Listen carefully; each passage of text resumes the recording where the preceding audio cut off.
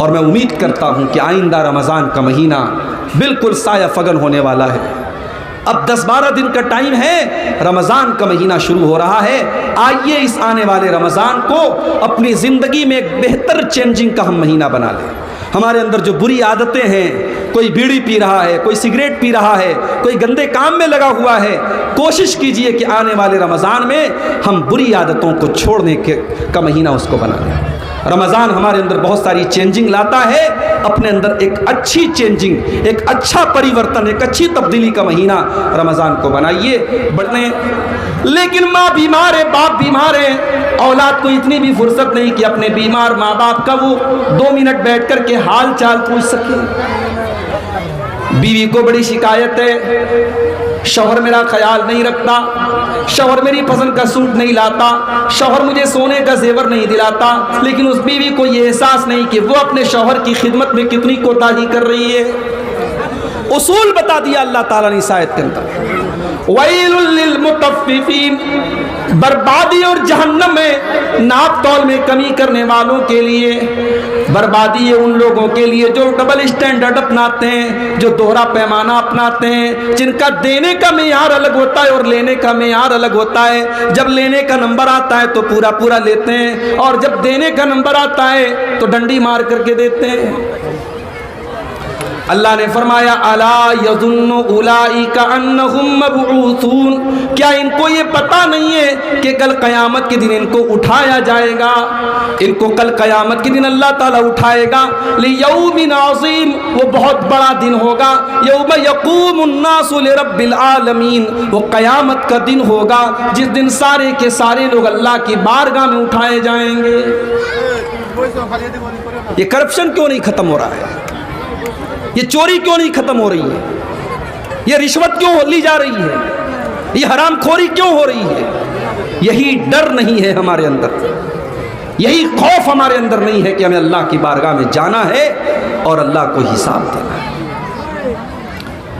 मेरे प्यारे साथियों, कुरान की सबसे आखिरी आयत जो अल्लाह के नबी पर नाजिल होती है, कुरान के 3रे पारे की आयत है, सूरह बकरा की आयत। इस आयत के नाजिल होने के 7 दिनों के बाद अल्लाह के नबी का इंतकाल हो जाता है। कौन सी आयत है? वत्तकू यौमन तुरजऊन फीही इलल्लाह, मेरे बंदो तुम उस दिन से डरो जिस दिन तुम अल्लाह की तरफ लौटाए जाओगे। सुम्मा तुवफ़्फ़ा कुल्लु नफ्सिम मा कसबत व हुम ला युज़लमून, और फिर तुम्हारे एक एक अमल का पूरा पूरा बदला दिया जाएगा। दुनिया में ज़मीन हड़प लो, दुनिया में लोगों का माल खा लो, दुनिया में चोरी कर लो, बेईमानी कर लो, लेकिन आखिरत में एक एक पाई का हिसाब देना पड़ेगा। अल्लाह के नबी फरमाते हैं, सही मुस्लिम की रिवायत है, लतुअद्दुन्नल हुकूक इला अहलिहा, ओ लोगो तुम क़यामत के दिन हर हकदार को उसका हक दे दोगे। हत्ता युकादा लिशातिल जलहाई मिनशातिल करना, यहाँ तक कि अगर बगैर सींग वाली बकरी के ऊपर सींग वाली बकरी ने जुल्म किया होगा, अत्याचार किया होगा, तो उससे भी क़िसास लिया जाएगा।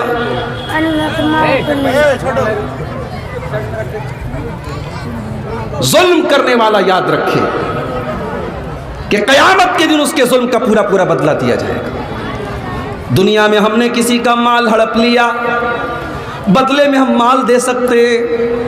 ज़मीन हड़प लिया, ज़मीन दे सकते हैं। किसी की इज्जत पर हमने हमला कर दिया तो बदले में माफ़ी मांग सकते हैं। मगर अल्लाह के नबी फरमाते हैं, क़यामत के दिन न तो रुपया काम करेगा, न पैसा काम करेगा, न ज़मीन काम करेगी, न जायदाद काम करेगी। क़यामत के दिन की करेंसी अगर होगी तो नेकियां होंगी और गुनाह होंगे।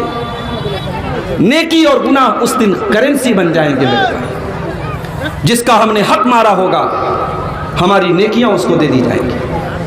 और जब हमारी नेकियां खत्म हो जाएंगी और फिर भी कुछ हकदार लोग बाकी रहेंगे, तो अल्लाह के नबी फरमाते हैं उनके गुनाह हमारे ऊपर लाद दिए जाएंगे। मेरे प्यारे साथियों, अगर आज ये डर अपने अंदर हम पैदा कर लें कि हमें अल्लाह के सामने खड़े होना है, अल्लाह को हिसाब देना है, और वो दिन ऐसा होगा जिस दिन कोई राज नहीं रहेगा। दुनिया में हमारे बहुत राज होते हैं, बहुत सारे सीक्रेट होते हैं जो हमारे साथ छुपे होते हैं। लेकिन क़यामत के दिन कोई सीक्रेट नहीं रहेगा। यौम तुबला सराइर, क़यामत के दिन सारे के सारे राज़ों का पर्दा खोल दिया जाएगा, सारे के सारे सीक्रेट खोल दिए जाएंगे। तुमने बंद कमरों में जो गुनाह किया होगा, तुमने अकेले में जो गुनाह किया होगा, वो भी सामने आ जाएगा। तुम जुबान से अगर झूठ बोलना चाहोगे, अल यौम नख्तिमु अला अफ़वाहिहिम, अल्लाह ताला तुम्हारे मुंह के ऊपर मुहर लगा देगा। व तुकल्लिमुना अयदीहिम व तशहदु अर्जुलुहुम बिमा कानू यक्सिबून, तुम्हारे हाथ गवाही देंगे, तुम्हारे पैर गवाही देंगे तुमने क्या करतूत किए। पैर गवाही देगा, हाथ गवाही देगा, मोबाइल चलाने वालों ये उंगलियां गवाही देंगी, तुम्हारी आंखें गवाही देंगे तुमने क्या क्या देखा, तुम्हारे कान गवाही देंगे उन्होंने क्या क्या सुना। हत्ता इज़ा मा जाऊहा शहीदा अलैहिम समउहुम व अबसारुहुम व जुलूदुहुम बिमा कानू यामलून, क़यामत के दिन तुम्हारे कान गवाही देंगे, तुम्हारी आंखें गवाही देंगी, तुम्हारे बदन के चमड़े गवाही देंगे। व क़ालू लिजुलूदिहिम लिमा शहिदतुम अलैना क़ालू अंतक़नल्लाहु अल्लज़ी अंतक़ कुल्ल शै, इंसान अपनी चमड़ी को देखकर कहेगा कि तुझे बोलना किसने सिखाया, तू कैसे बोलने लगी, तो इंसान की चमड़ी कहेगी अल्लाह ने हमको जुबान दे दी। ये क़यामत का दिन होगा, उस दिन दूध का दूध और पानी का पानी होगा, उस दिन सच और झूठ का पर्दाफाश होगा। दुनिया में मुजरिम बच जाता है रिश्वत दे करके, जज को खरीद करके, वकीलों को खरीद करके, लेकिन क़यामत के दिन मुजरिम बच नहीं सकता है। अल्लाह ने फरमाया कुरान के 29वें पारे में, यौमइज़िन तुरज़ूना ला तख़फ़ा मिनकुम ख़ाफ़िया, क़यामत के दिन तुम अल्लाह की बारगाह में पेश किए जाओगे, तुम्हारा कोई भी अमल अल्लाह से छुप नहीं सकता, कोई भी अमल छुप नहीं सकता, तुम छुपा नहीं सकते अल्लाह की बारगाह में कुछ। दुनिया में सबसे खतरनाक तराजू माना जाता है सोनार का तराजू। हमारी औरतें जो नाक की नथिया पहनती हैं, जो कान के अंदर बाली पहनती हैं, बड़े मामूली वजन की होती है, सोनार के तराजू पर उसको रख करके सोनार बता देता है इसका वजन क्या है। वो 1 ग्राम की भी नहीं होती, वो 1 ग्राम से भी कम, आधा ग्राम या 1.25 ग्राम या टुकड़ा ग्राम होती है, वो भी बता देता है तराजू सोनार का। मेरे प्यारे साथियों, अल्लाह तबारक व तआला क़यामत के दिन एक तराजू रखेगा, जिस तराजू के ऊपर हमारे अमाल को तौला जाएगा। वो तराजू कैसा होगा? अल्लाह ने फरमाया, वनज़उल मवाज़ीनल क़िस्त लियौमिल क़ियामह फ़ला तुज़लमु नफ़्सुन शैआ व इन कान मिस्क़ाल हब्बतिन मिन ख़रदलिन अतैना बिहा व कफ़ा बिना हासिबीन। क़यामत के दिन हम इंसाफ का तराजू रखेंगे और एक राई के दाने के बराबर भी तुमने कोई अमल किया होगा, उस तराजू पर सामने आ जाएगा। जर्रा बराबर तुम्हारी कोई नेकी बर्बाद नहीं होगी, जर्रा बराबर तुम्हारा कोई गुनाह बर्बाद नहीं होगा। जानते हो, आज बड़े बड़े स्टेशनों पर कैमरे लगे होते हैं, एयरपोर्ट के ऊपर कैमरा, बड़ी बड़ी दुकानों में कैमरा। ये कैमरे क्यों लगे होते हैं? ये कैमरे, इनको कहा जाता है सीसीटीवी कैमरा, इनको कहा जाता है सिक्योरिटी कैमरा। कैमरे का मकसद ये होता है, कैमरा सब रिकॉर्ड कर रहा है। अगर चोर आया और चोरी करके भागने लगा तो कैमरा उसको रिकॉर्ड कर लेगा कि किसने चोरी की थी।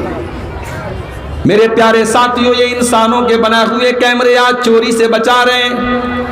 इंसानों के बनाए हुए कैमरे लगे हैं तो चोर चोरी से डर रहा है, ज़िनाकार ज़िना से डर रहा है, बलात्कारी बलात्कार से डर रहा है, लड़कियों को छेड़ने वाला छेड़ने से डर रहा है। इंसान के बनाए हुए कैमरे का इतना डर है, जरा सोचो, अल्लाह का कैमरा तो 24 घंटे चल रहा है, अल्लाह का कैमरा तो सब कुछ रिकॉर्ड कर रहा है और अल्लाह का कैमरा कभी बंद होने वाला नहीं है। इंसान का कैमरा तो बंद भी हो सकता है, खराब भी हो सकता है, उसका सिस्टम फेल भी हो सकता है, मगर अल्लाह का जो कैमरे का सिस्टम है वो कभी फेल नहीं हो सकता। व इन्ना अलैकुम लहाफ़िज़ीन किरामन कातिबीन यालमून मा तफ़अलून। हमने तुम्हारे ऊपर किरामन कातिबीन को रिकॉर्ड करने के लिए रख दिया है। तुम्हारे एक एक अमल को वो रिकॉर्ड कर रहे हैं, तुम्हारी एक एक एक्टिविटी को वो लिख रहे हैं। अमल तो छोड़ दो, मेरी माओ बहनों, तुम जलसे में आई हो, तकरीर हो रही है, तुम पिंडाल के नीचे बैठ करके अपनी देवरानी जेठानी की गीबत कर रही हो, सास बहू की गीबत कर रही है, बहू सास की गीबत कर रही है, नंद भाभी की शिकायत कर रही है। तुमने जुबान से जो गीबतें की होंगी, तुमने जो चुगलियां की होंगी, तुमने जो गाली बकी होगी, तुमने जो गंदी बातें निकाली होगी, अल्लाह के यहाँ वो भी रिकॉर्ड की जा रही है। मा यल्फिज़ु मिन क़ौलिन इल्ला लदैहि रक़ीबुन अतीद। मेरे बंदो, तुम्हारी जुबान से निकलने वाले अल्फाज रिकॉर्ड किए जाएंगे और क़यामत के दिन हमारी जिंदगी भर की वो रिकॉर्डिंग हमारे सामने लाई जाएगी। जरा तसव्वुर करो मेरे भाइयों, दुनिया में हमने बहुत सारे ऐसे गुनाह किए जो हमको पता है, अल्लाह को पता है, हमारी माँ को भी नहीं मालूम, हमारे बाप को नहीं मालूम, हमारे भाई को नहीं मालूम, हमारे पड़ोसियों को नहीं मालूम। कितने ऐसे लोग हैं कि अगर उनके गुनाहों के बारे में लोगों को पता चल जाए तो लोग उनकी इज्जत करना बंद कर दें। उनकी इज्जत पर अल्लाह ने पर्दा डाल के रखा है, उनके गुनाहों को अल्लाह ने छुपा करके रखा है, मगर क़यामत के दिन हमारे छुपे हुए गुनाह भी सामने आ जाएंगे। अल्लाह फरमाता है कुरान के 15वें पारे में सूरह कहफ के अंदर, ववुज़िअल किताबु फतरल मुजरिमीना मुशफ़िक़ीना मिम्मा फ़ीही व यक़ूलूना या वैलतना मा लिहाज़ल किताब। क़यामत के दिन तुम्हारे नाम आमाल रखे जाएंगे, तुम्हारी जिंदगी भर का कच्चा चिट्ठा रखा जाएगा। तो जो मुजरिम लोग होंगे, जो बदकार लोग होंगे, जो गुनहगार लोग होंगे, जो हराम काम करने वाले लोग होंगे, जो नाजायज काम करने वाले लोग होंगे, वो डरे हुए होंगे, डरे होंगे, सहमे होंगे और कहेंगे या वैलतना मा लिहाज़ल किताब, हाय हमारी बर्बादी, ये कैसी किताब है, इस किताब ने तो कुछ नहीं छोड़ा, इसमें तो सब कुछ लिखा हुआ है। मेरे भाइयों, जब तक उस दिन का डर हमारे दिल में पैदा नहीं हो सकता, तब तक यकीन रखिए समाज से बुराइयां नहीं खत्म हो सकती, करप्शन नहीं खत्म हो सकता, चोरी नहीं खत्म हो सकती। आज मुसलमान नमाज नहीं पढ़ता है, क्यों भाई, क्यों नमाज नहीं पढ़ता है? कितनी बड़ी तादाद आज हमारी और आपके बीच में है जिसे पांचों टाइम की नमाज की कोई परवाह नहीं है। हय्या अला सलाह की आवाज़ आती रहती है, उसे कोई फिक्र नहीं है, वो बाजार में लगा हुआ है, कारोबार में लगा हुआ है। मेरे भाइयों, क्या नमाज आपके कारोबार पर असर डालेगी? क्या नमाज आपकी दुकान पर असर डालेगी? नहीं नहीं, आप नमाज भी पढ़िए, कारोबार भी कीजिए, आप नमाज भी पढ़िए, दुकान भी संभालिए। अल्लाह का वादा है, अल्लाह आपके माल में और बरकत देगा। रिजालुल्लाह तुलहीहिम तिजारतुन वला बैउन अन ज़िक्रिल्लाह। अल्लाह के नेक बंदे वो होते हैं जब नमाज का टाइम आता है वो सारा कारोबार बंद कर देते हैं। अभी सीरिया के जलजले में एक 6 या 7 साल की बच्ची जब 3 दिन के बाद जिंदा बच करके निकलती है और होश में आती है तो पहला जुमला उसके मुंह से ये निकलता है कि कम मिन सलातिन ज़य्यातुहा, मैंने कितने टाइम की नमाजों को छोड़ दिया। मेरे भाइयों, अगर आप नमाज छोड़ रहे हैं इसका मतलब कि आपको एहसास नहीं है कि आप कितनी कीमती चीज छोड़ रहे हैं।